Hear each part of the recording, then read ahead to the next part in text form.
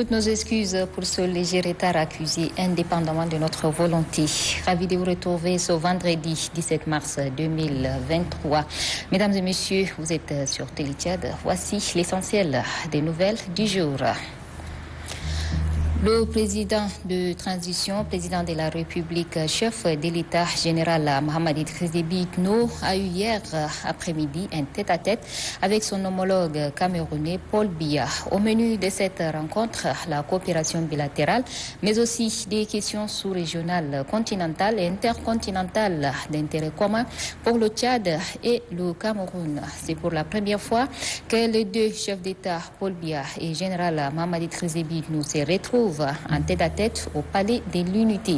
La coopération bilatérale, la communauté économique et monétaire de l'Afrique centrale, le continent africain et ses défis, la géopolitique mondiale sont entre autres les sujets évoqués.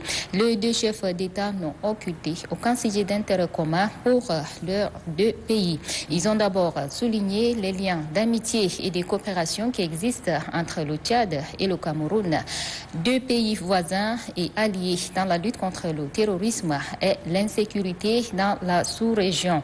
Ils ont également évoqué des questions économiques et commerciales, notamment dans le domaine de l'énergie et des transports, ainsi que des projets d'intégration régionale dans la zone CEMAC. L'ambassade des États-Unis d'Amérique au Tchad a organisé hier dans l'après-midi la cérémonie de remise des certificats d'appréciation aux femmes et filles qui entreprennent diverses activités. Objectif, encourager ces femmes et filles à œuvrer davantage dans l'entrepreneuriat, mais surtout à motiver les autres à faire autant. L'ambassadeur des États-Unis d'Amérique au Tchad a relevé que son pays reste toujours attentif et engagé aux côtés du gouvernement en général et en particulier des femmes et filles qui se battent pour nuit et jour pour la cause de l'heure afin d'améliorer les conditions de vie. Très émus, les bénéficiaires se sont relayés pour exprimer leur satisfaction et remercier vivement l'acte qu'a posé les États-Unis d'Amérique à leur égard. La Chambre de commerce, d'industrie, d'agriculture, des mines et d'artisanat CESIAMA a organisé une cérémonie d'ouverture de la 10e session de l'Assemblée générale ordinaire des élus consulaires. Cette cérémonie d'ouverture des travaux a vu la présence des élus consulaires des provinces ainsi que des anciens dirigeants de la CESIAMA. Le président de la Chambre de commerce, d'industrie, d'agriculture et des mines et d'artisanat, Ali Hadi Mamassi, a saisi l'occasion pour remercier les élus consulaires d'avoir répondu présent à cette importante rencontre.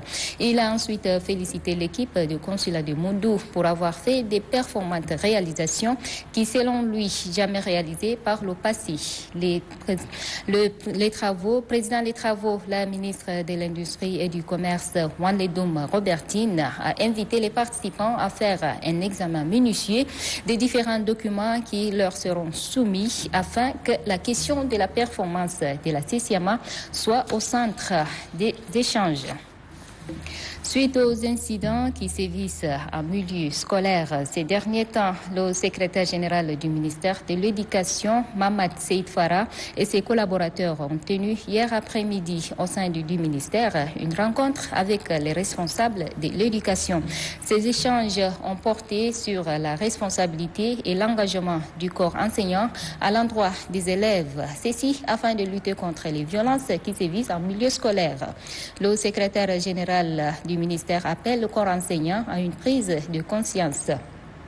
Il exhorte les responsables à initier des activités culturelles et sportives car pour lui, celles-ci constituent un cadre de brassage et qui permettront d'instaurer une meilleure cohabitation entre les élèves. Le ministère du Genre et de la Solidarité nationale poursuit sa campagne de remise des kits alimentaires aux personnes vulnérables. Aujourd'hui, c'est la commune du 2e arrondissement qui a bénéficié de ces kits alimentaires. C'est le directeur général du ministère du Genre et de la Solidarité nationale, représentant la ministre des tutelles, Kaoudi Ismaël, qui a officié la cérémonie de cette remise en présence de la directrice générale de l'action sociale, Muriel Moussa Martin, ainsi que le maire maire de la commune du 2e arrondissement, Youssouf Mamad Yaro. Le directeur général du ministère de l'Action sociale rassure que les dispositions ont été prises afin que les personnes vulnérables de tous les arrondissements de la capitale reçoivent ce don venant de plus hautes autorités de la République.